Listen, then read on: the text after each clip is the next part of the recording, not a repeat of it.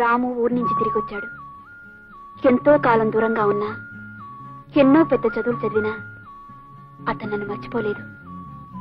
ఆనాడు నేనిచ్చిన పెన్నుని భద్రంగా దాచుకున్నాడు. అంటే నేను అతని మనసులో ఇంకా ఉన్నట్టేగా. అమ్మాయి గారు, అమ్మాయి గారు, అదేమిటి యాది? వర్షం లేదు, ఏమి లేదు, అలా తడిచిపోయేమిటి?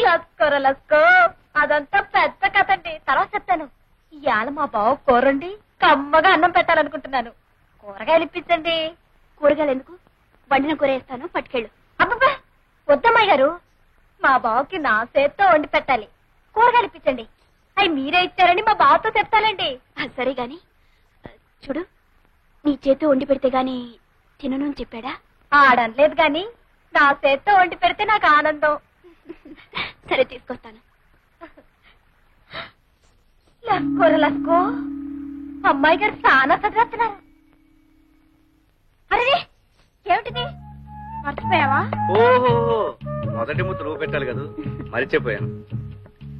ఏమిటి 2 కూరలు చాలు, చాలా చేసేవే.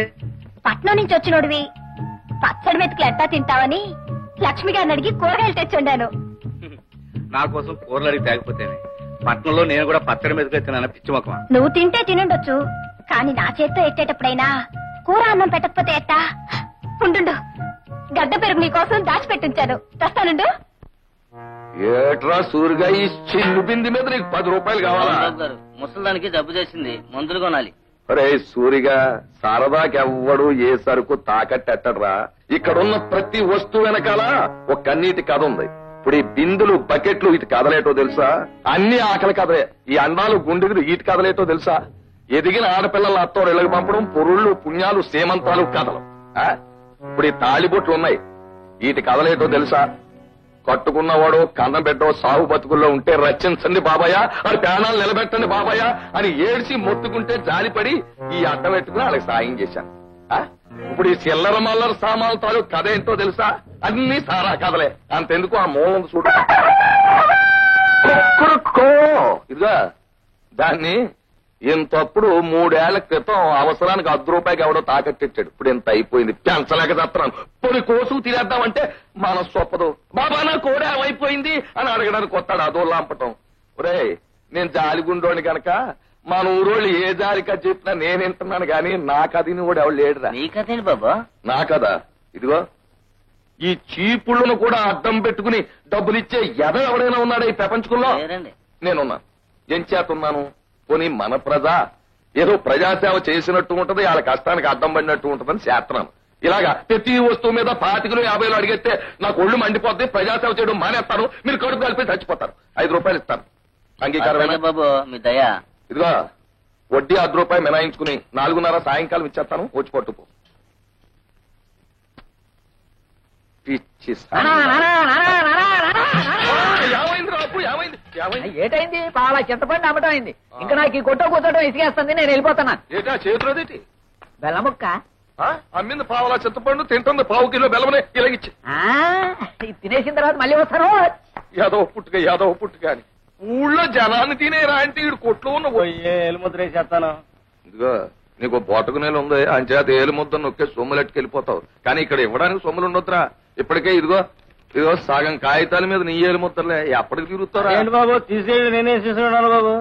ఇంట్లో దీపం పెట్టాలంటే కిరసనాలు మీ గుడిలోనే కొనాలి, కుండ మీద పొయ్యకాలంటే బియ్యం, పప్పు, ఉప్పు మీ గుడిలోనే కొనాలి, గొంతు అడుపుకోవాలంటే సారా మీ గుడిలోనేగా బాబు. ఇంకా నాకేం మిగులుతుంది బాబు? వడ్డీ ఎంతైనా సరే. అబ్బా 4 పీకేస్తుంది బాబు, ఇది తొందరగా అయ్యాను బాబు. నువ్వు అక్కడ పప్పు డొక్కుల మీద, నూనె డబ్బాల మీద నొక్కే తిరగే సంబంధం లేదు. నేను చెప్పిన కాగితం మీద ఇదిగో ఇక్కడ నొక్కాలా. చెప్పండి బాబు, ఎక్కడ నొక్కేయమంట? మళ్ళీ చెప్పలేదంటావు. రోజుకు రూపాయి ఇచ్చి 2 రూపాయలు వడ్డీ. ఇష్టమేనా బాబు? వడ్డీ తవరు ఎప్పుడైనా అడిగానా బాబు? బావా నువ్వు రాకముందు ఊళ్ళో గొడ్లన్నీ ఇక్కడే ఉంటాయి. లస్కో బావా, దీని మీద కూడా ముగ్గు పెట్టా? కాదు, ఇది ముగ్గు పెట్టడానికి కాదు, దీని మీద పాఠాలు రాసుకోవాలి. లస్కో నీకు చాలా విషయాలు తెలుసు బావా. ఓర్ని అమ్మ మన ఆడుకునే చోట ఇదంతా ఎలా చేశారంట్రా? అక్క వస్తుంది. ఓర్ని అమ్మ మనం బచ్చలు ఆడుకునే చోట ముగ్గులెట్టారంట్రా? ఎవర్రా ఇదంతా ఎలా చేసింది? రండి కనుక్కుందాం. పిల్లలు, ఇది మీ స్కూలు, రోజు ఇక్కడికి వచ్చి చక్కగా చదువుకోవాలి. చదవా మాకెక్కదు, మేము వెళ్ళి ఆడుకుంటాం.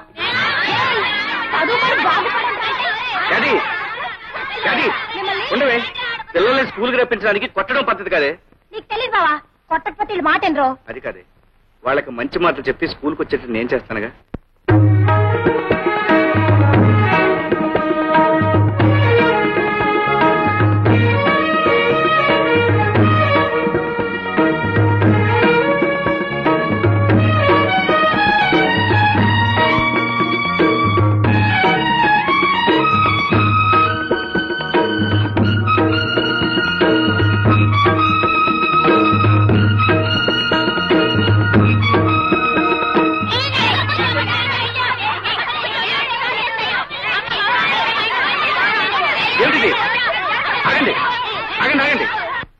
బళ్ళు ఇలా అల్లరి చేయవచ్చా?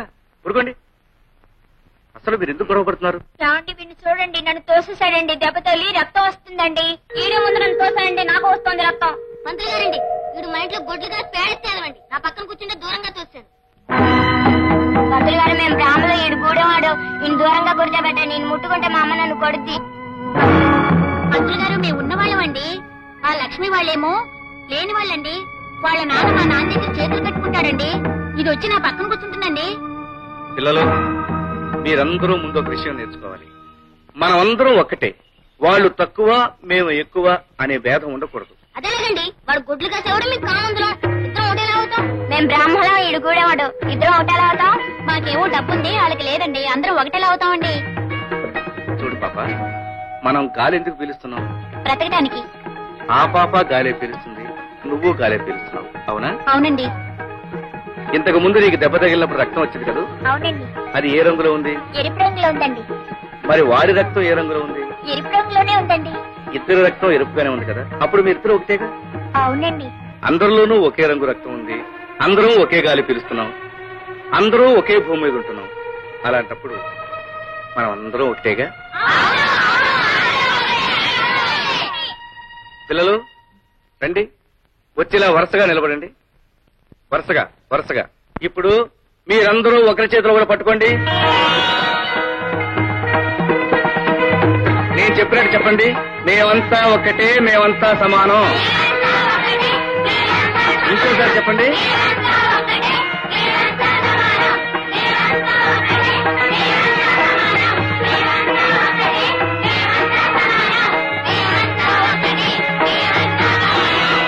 ఇక నుంచి ఒకరు చిన్న, ఒకరు పెద్ద అని మీలో ఎవరూ అనుకోకూడదు. రేపటి నుంచి మీరందరూ ఒకే రంగు బట్టలు వేసుకురండి. అప్పుడు అందరూ ఒకటిగా కనిపిస్తారు, అంతా సమానం అనిపిస్తారు. ఇవాళకి చాలు, కీళ్ళకి వెళ్ళిపోండి.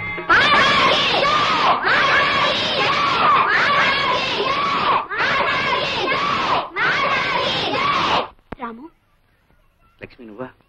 ఎంతసేపు వచ్చి? నువ్వంతా ఒకటే అని పిల్లలకి చెప్పడం మొదలుపెట్టినప్పుడే వచ్చాను. అవును లక్ష్మి, ముందే పసివాళ్ళ మనసుల్లో సమానత్వం కలిగిస్తే రేపు పెద్దవాళ్ళు అయ్యాక వాళ్ళలో హెచ్చుతగ్గులుండవు. నిజమే రాము. అలా నడుస్తూ మాట్లాడుకుందామా? రాము, దేశానికి వెన్నెముక పల్లసీమలని శంకరం మాస్టారు నాతో ఎన్నోసార్లు చెప్పేవారు. అలాంటి పల్లెకి నీలాంటి మనిషి ఊపిరి ప్రాణం. రాము, మనసుండే ఆలోచన ఉన్న ఏ మనిషికైనా నీ ఆశయాల్లో పాలు పంచుకోవాలనిపిస్తుంది. నాకు అవకాశం ఇవ్వు.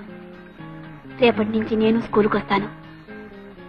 నీతో పాటు పిల్లలకు పాఠాలు చెప్తాను. లక్ష్మి, ఇది నేల మీద నిలబడి ఓ మామూలు మనిషి సాగించే పోరాటం.